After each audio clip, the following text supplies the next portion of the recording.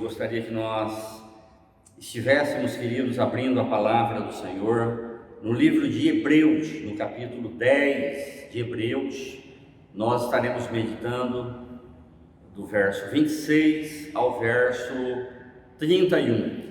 Hebreus 10, de 26 a 31. O tema da palavra do Senhor nessa noite, as nossas vidas, é tempo de apostasia. Tempos de apostasia.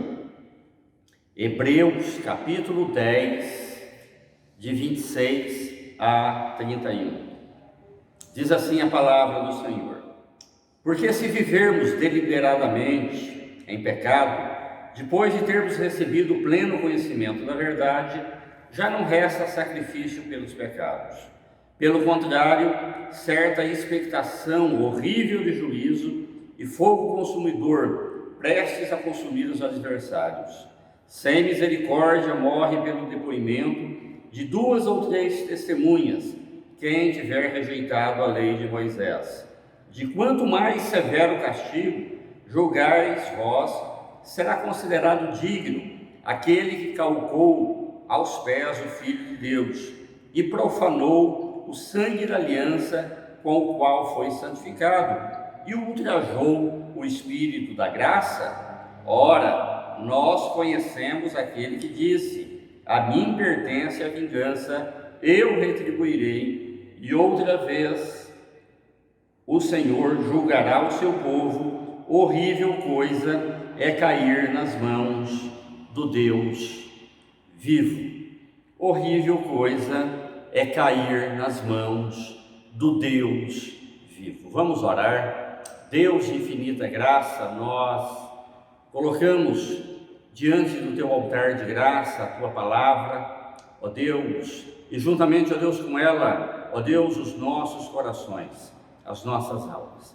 E pedimos, ó Deus, que o Espírito de graça esteja ministrando, esteja falando, esteja trazendo, Senhor, ó Deus, edificação aos nossos corações, fortalecendo, Senhor, ó Deus, as nossas vidas na perseverança, ó Deus, que há em Cristo Jesus, confirmando, Senhor, ó Deus, cada vida, cada alma, ó Deus, na salvação que há em Cristo Jesus. Ó Pai, em nome de Jesus, fala as nossas vidas para a glória e louvor do Teu nome em Cristo Jesus. Amém.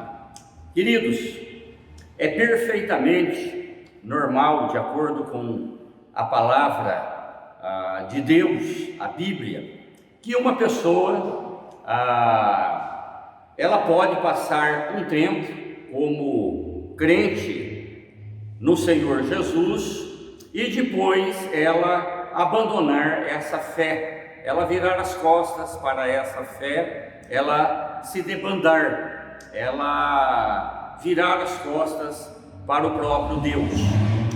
Um dos exemplos disso é Judas. Judas, ele esteve com Jesus, ele andou com Jesus há praticamente 4 anos, o Deus de toda a glória. Ele fazia parte do colégio apostólico.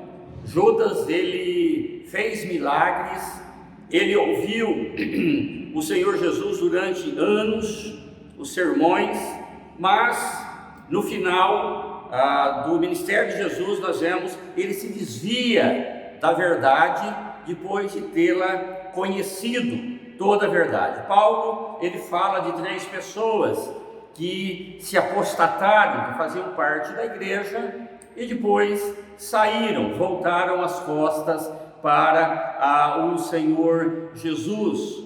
Paulo fala de Himeneu, ele fala de Alexandre, ele fala de Fileto e em especial de Alexandre, que é um cooperador do apóstolo Paulo. Ele está envolvido no ministério do apóstolo Paulo e após ele virar as costas, ele abandonar a fé, ele começa a perseguir, ele se volta contra o apóstolo Paulo, e Paulo diz que ele acaba causando nessa perseguição ao próprio apóstolo Paulo muitos males, né? Paulo menciona também Demas, diz que amando o presente mundo, o presente século, me abandonou. Ele foi um colaborador da igreja, esteve com Paulo, mas depois ele acaba abandonando Paulo e a fé em Cristo Jesus.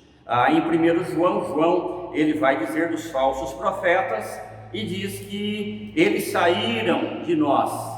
São pessoas que estavam no seio da igreja, ali líderes da própria igreja, envolvidos com a igreja e trabalhando em prol do reino de Deus, mas que saíram, apostataram da fé.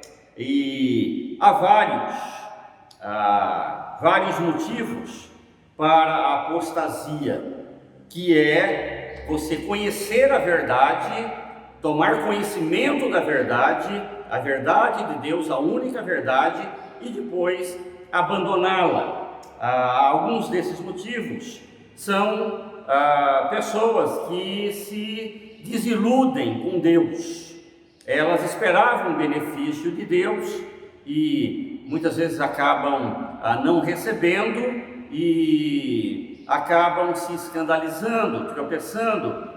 Muitas vezes a desilusão vem através de um trauma, de uma perda de alguém, de algo, e acabam apostatando. Outros sempre foram fracos naquilo que fizeram, nunca tiveram raízes profundas na fé, são inconstantes, são volúveis, não se fixam, não param e acabam ali como a semente que é lançada sobre as rochas que não tem raiz, acabam secando e acabam desaparecendo. Outros amaram o dinheiro mais do que a Deus, que é o caso de Emineu, Alexandre e Fileto. Outras passaram a amar o mundo, o presente século, mais que a Deus, como foi o caso de Demas. Outros, queridos, tiveram problemas morais, caíram com problemas morais e especialmente na área do sexo, se envolveram sexualmente e caíram, apostataram. Outros simplesmente deixaram a incredulidade entrar no coração, criar raízes no coração e se apostatarem, se tornaram incrédulos e viraram as costas para o Deus, para o Filho de Deus, para Cristo, e o abandonaram. E a carta de Hebreus, ela é escrita exatamente com o objetivo de impedir que isso acontecesse, e aqui para os judeus que haviam sido convertidos ao cristianismo e agora estavam passando por lutas, estavam passando por perseguições, por aflições, e nesse meio então eles estavam tentados a abandonar a fé em Jesus, a voltar atrás à antiga religião ou ao judaísmo. E o nosso autor, então, ele tenta segurar esses crentes. E quando eu digo crentes, cristãos, convertidos, queridos, eu estou me referindo num aspecto externo, porque, na verdade, o coração só Deus, Ele conhece. Somente o Senhor, diz a sua palavra, que conhece aqueles que verdadeiramente eles são seus, mas são aqui cristãos que tomaram uma decisão em seguir a Jesus.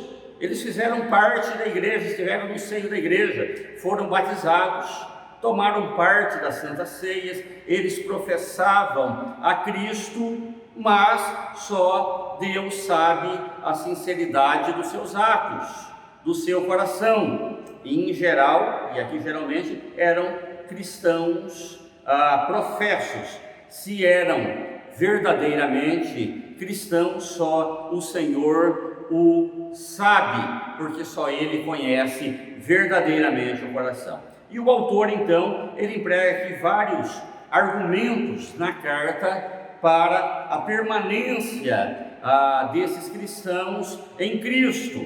E ele fala aqui, em primeiro lugar, ele fala da superioridade do cristianismo com relação ao judaísmo. Ele fala que a antiga aliança ela já passou. Ele fala que o judaísmo era apenas uma sombra e que Deus, na verdade, estava planejando através do judaísmo a vinda de Cristo. Eram sombras, eram tipos no Velho Testamento, na qual Deus estava preparando a vinda, a revelação perfeita, final da vinda do Messias, da vinda de Cristo. E que se eles estivessem abandonando Jesus para o judaísmo, o que estaria acontecendo? Eles estariam abandonando, na verdade, a revelação final. Eles estariam trocando a revelação final salvífica de Cristo Jesus por algo que havia passado, caducado, que havia cessado. E então ele passa a apresentar aqui então o último argumento contra a apostasia, que é o juízo nas mãos do Deus vivo. E isto é o que o apóstata sentirá. O apóstata, ele cairá nas mãos do Deus vivo. E ele termina dizendo, no último versículo, dizendo que coisa horrível é cair nas mãos do Deus vivo. E é isso que acontece com os apóstatas. E ele passa então a mostrar aqui 4 argumentos para esses irmãos, para a igreja, na qual eles não devem e deveriam estar fugindo da apostasia. E ele divide então em 4 partes esse texto, argumentando. O primeiro argumento que o autor coloca está no verso 26. Ele diz: porque se vivermos deliberadamente em pecado, depois de termos recebido o pleno conhecimento da verdade, já não resta sacrifícios pelo pecado. E ele começa então com uma descrição do pecado da apostasia, que é diferente do pecado comum. E eu digo comum no sentido do pecado do cristão, que peca por pensamentos, que peca por palavras, que peca por obras, mas ele se arrepende.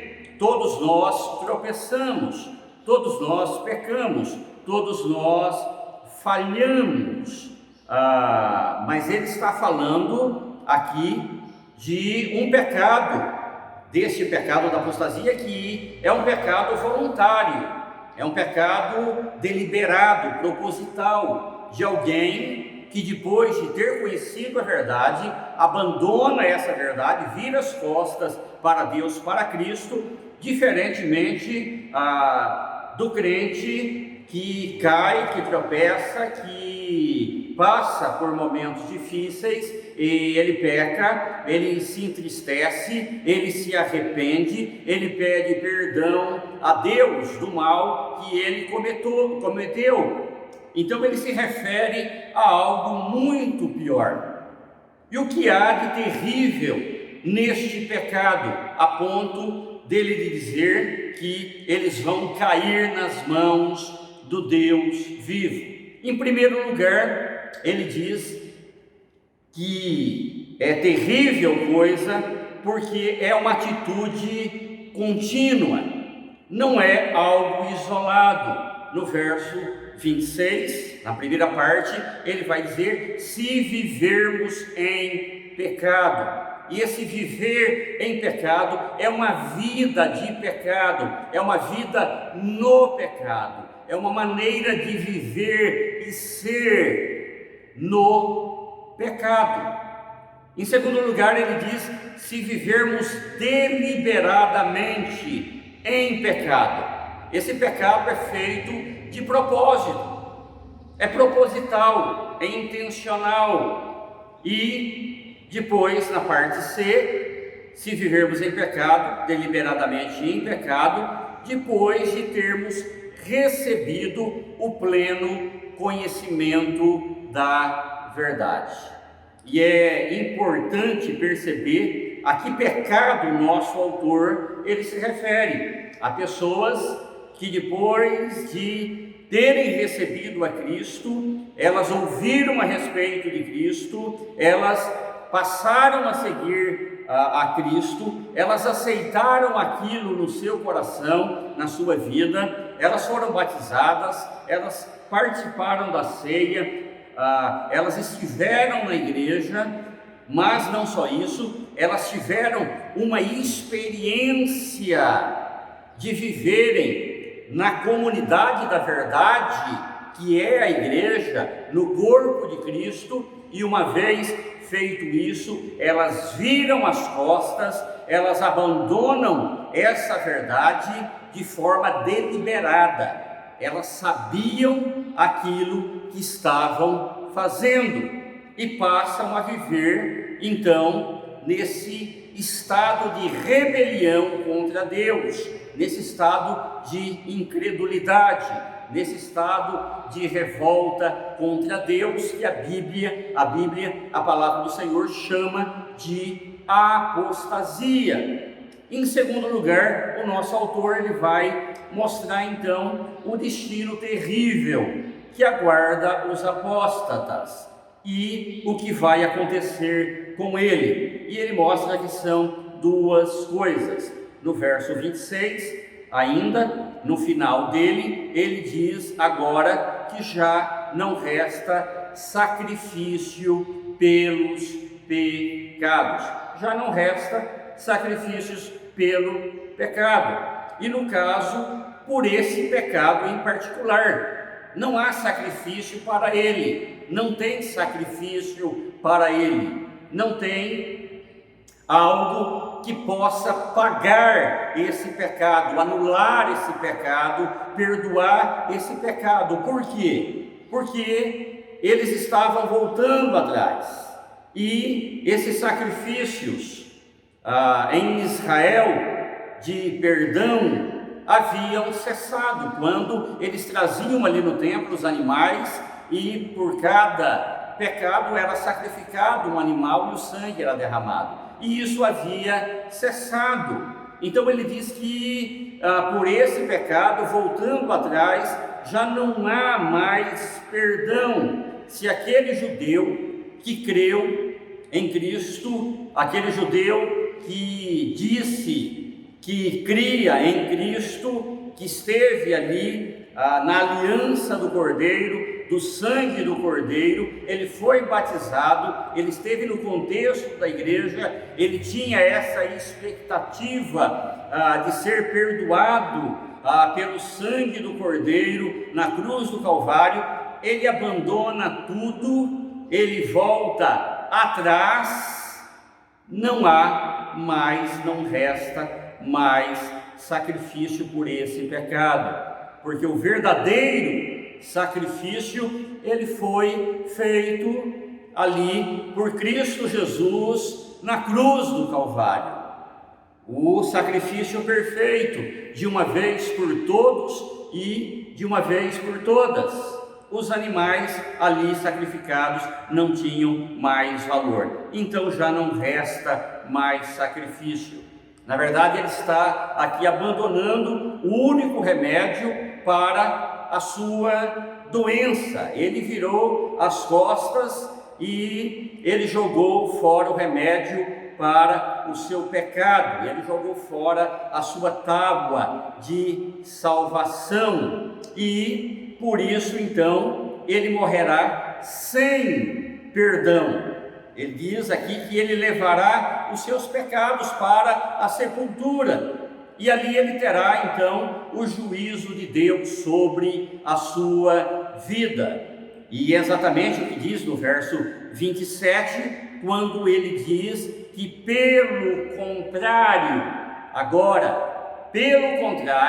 ele não resta mais sacrifícios pelo pecado, pelo contrário, certa expectação horrível de juízo e fogo consumidor prestes a consumir os adversários. Ele está dizendo aqui que, pelo contrário, o que existe agora é uma certa expectativa para esses de um horrível juízo de Deus e fogo consumidor prestes a consumir os adversários. Ele está dizendo que o que vai restar agora é o juízo, o fogo consumidor do inferno, das trevas, para esses que não têm mais a possibilidade de perdão e que se tornou um adversário de Deus.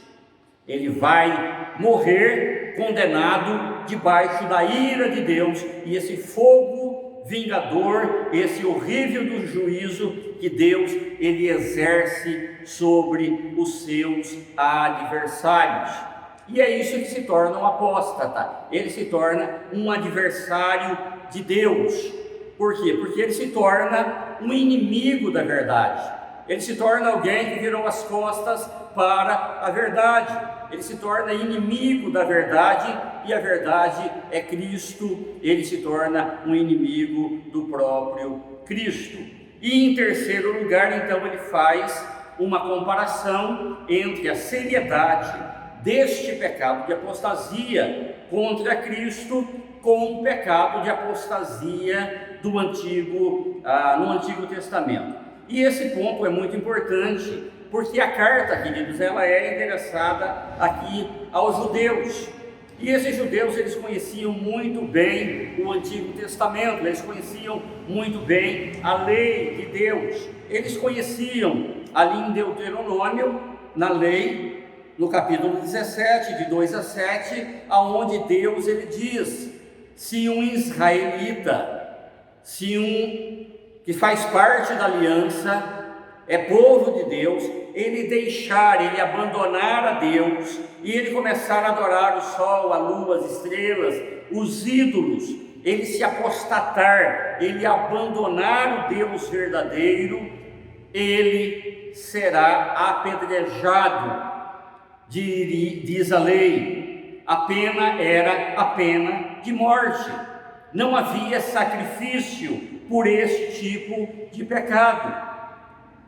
Existia sacrifícios por outros, e Deus instituiu sacrifícios por cada pecado, mas por esse pecado não havia sacrifício. Esse não havia.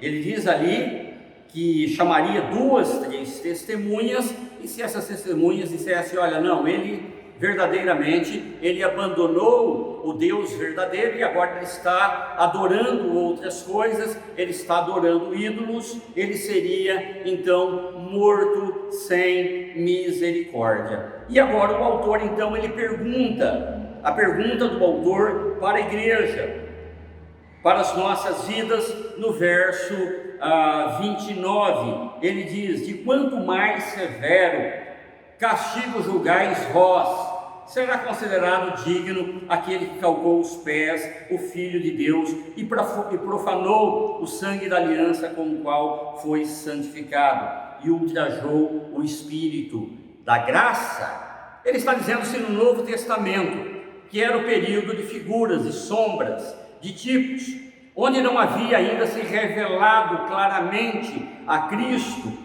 Ele não havia sido exposto de forma clara, revelada ao povo. Se naquela época, quem abandonasse a Deus, a Yahvé, o Deus verdadeiro, diante ainda daquela revelação, ele era apedrejado e morto, sem misericórdia. Ele diz: o que dirá então daquele que agora, que conheceu o Messias, que conheceu a Cristo, que recebeu a revelação plena, perfeita, total de Deus. O que dirá? O que dirá desse? Veja que o autor diz que a apostasia é, na sequência, um pecado contra o Deus triuno. Primeiro ele diz que ele peca, veja no verso 29, primeiro que ele peca contra o Pai, porque ele pisa no Filho de Deus.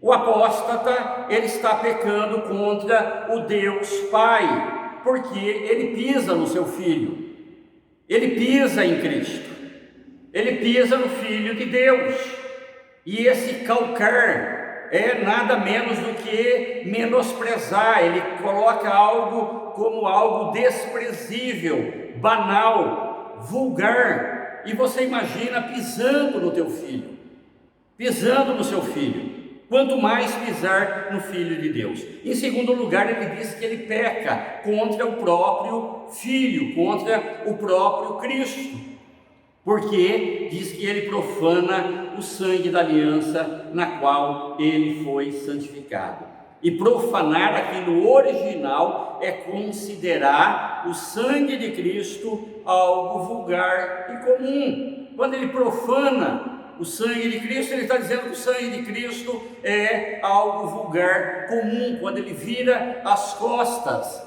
Mas ali era o sangue de Deus, era o sangue do próprio Deus ali na cruz do Calvário sendo derramado. E ela foi batizada, ela fez parte da igreja, ela comeu do pão, ela bebeu do vinho, ela participou dos sacramentos, o pão que simboliza o corpo, o vinho que simboliza o sangue de Cristo. E agora ela vira as costas, ela abandona tudo, ela nega, e isso é estar profanando. Em terceiro lugar, ela peca contra o Espírito Santo.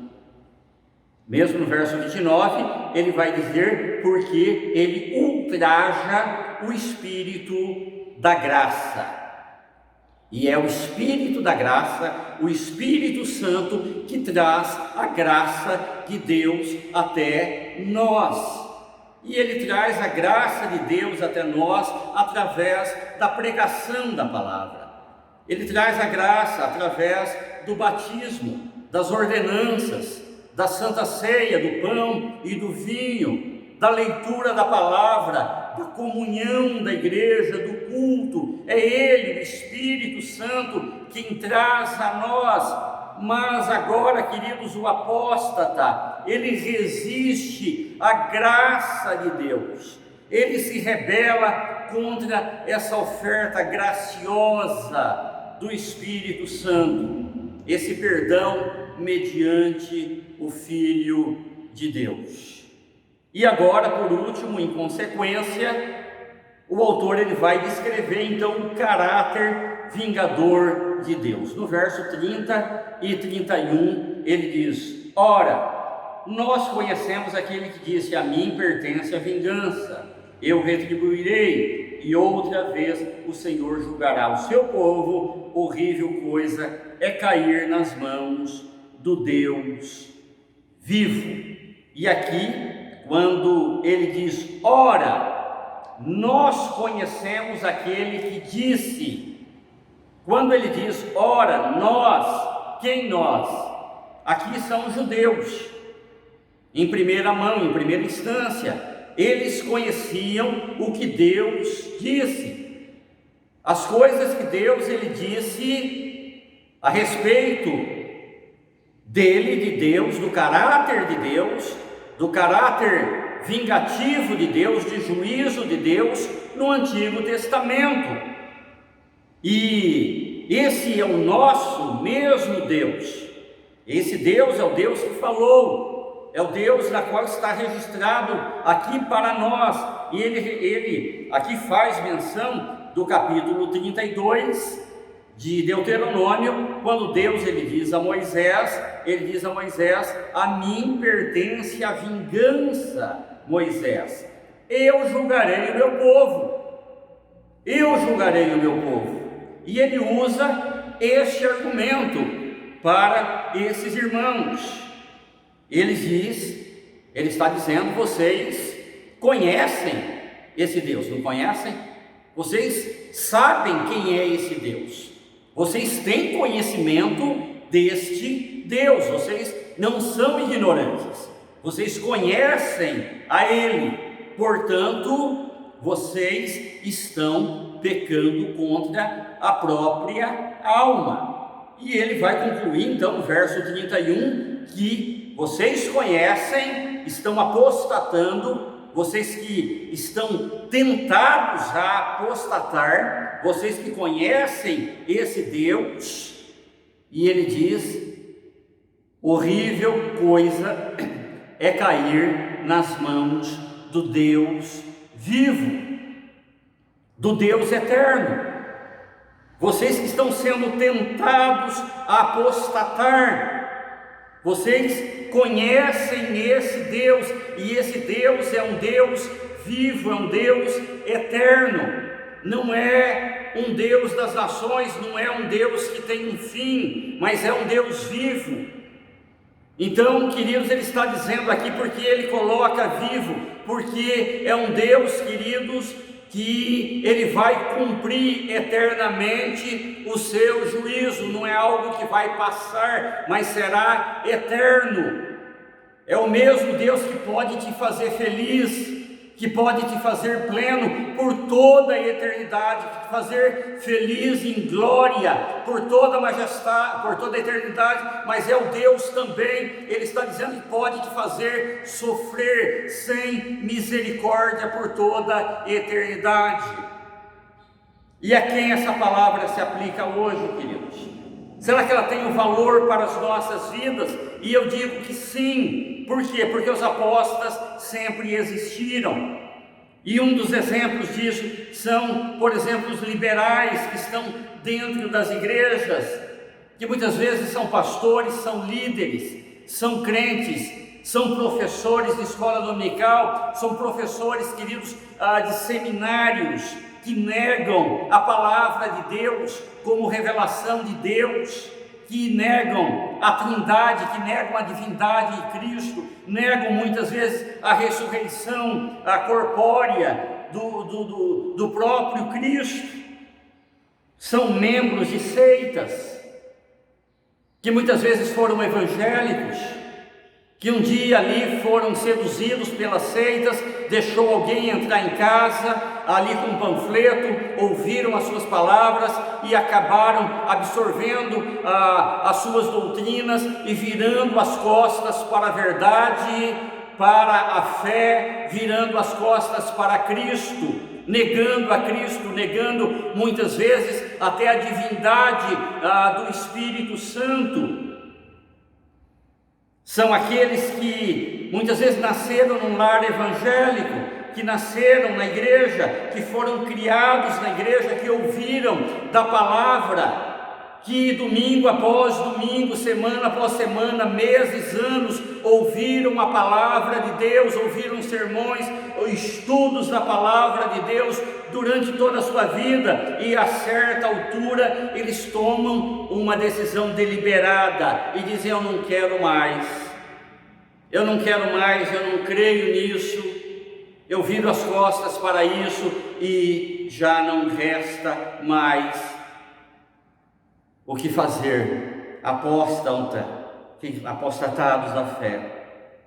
E aos que estão sendo tentados a apostatar, aqueles que estão, queridos, se distanciando da fé cristã, aqueles que não têm prazer mais em congregar, em ouvir a palavra, que estão desanimados, que não ouvem mais, que não oram mais, que não têm prazer na palavra de Deus, que não têm prazer nas coisas de Deus, que estão cada vez mais longe de Deus, mais longe da comunhão, que passam dias, estão passando meses longe de Deus, longe da palavra, estão sendo tentados a apostatar.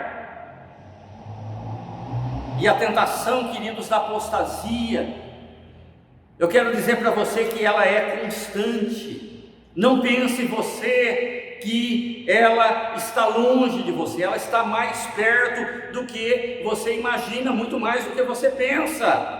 Lembre-se na grande quantidade de pessoas que um dia serviam a Deus, estavam com Cristo e hoje não estão mais, viraram as costas para Deus.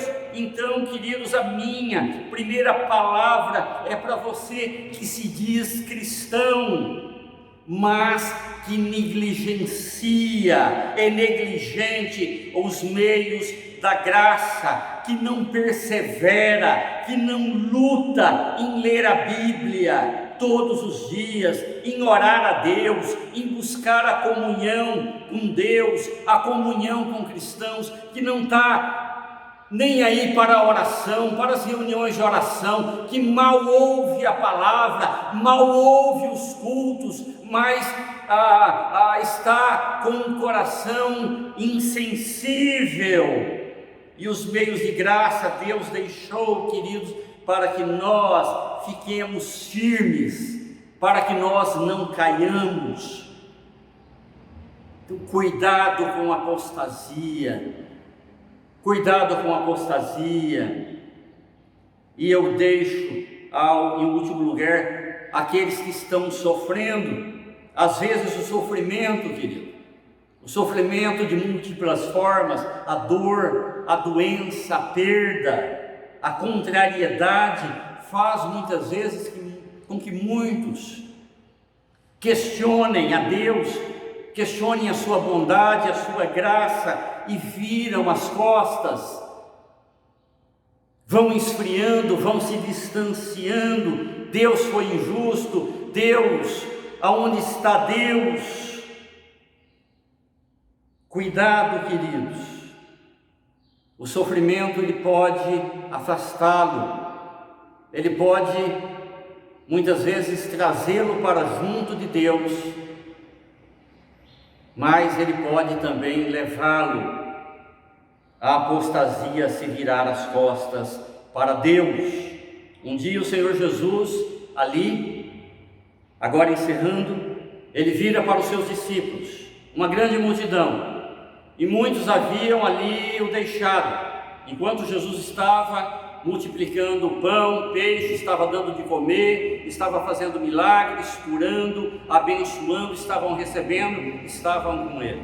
Mas no momento que Jesus traz uma palavra dura, e diz: aquele que não comer da minha carne e não beber do meu sangue, este não tem parte comigo. Aquele que não renunciar à própria vida por amor de mim, não pode me seguir, não pode ser o meu discípulo. Diz que muitos o abandonam, deixam, viram as costas para o Senhor Jesus. Ele olha ali para os seus discípulos e diz: vocês não querem ir também?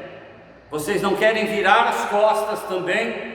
Vocês não querem, Jesus estava dizendo, vocês não querem apostatar também? E diz que ali os discípulos voltam, os verdadeiros, aqueles que permanecem, que vão fazer a história da igreja, que é o motivo, o fruto deles. Nós que estamos aqui hoje, se voltam para o Filho de Deus, o Deus de toda graça, e diz: para onde iremos nós, se só tu tens a palavra da vida eterna? Para onde iremos nós? Aonde iremos nós?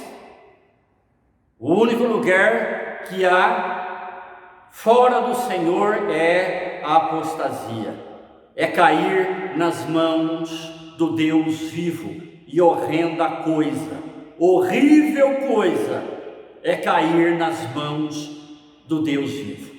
Portanto, para onde iremos nós?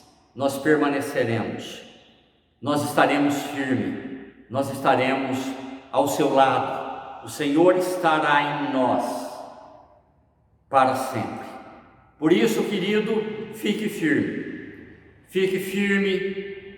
firme no Senhor, permaneça firme na sua graça, não deixe de congregar, não deixe de perseverar, não deixe, querido, de orar, não deixe de exercer os meios de graça que o Senhor, Ele deixou para a sua igreja, para as nossas vidas. E que o Senhor possa nos abençoar e fortalecer a sua igreja em Cristo Jesus. Amém. Amém.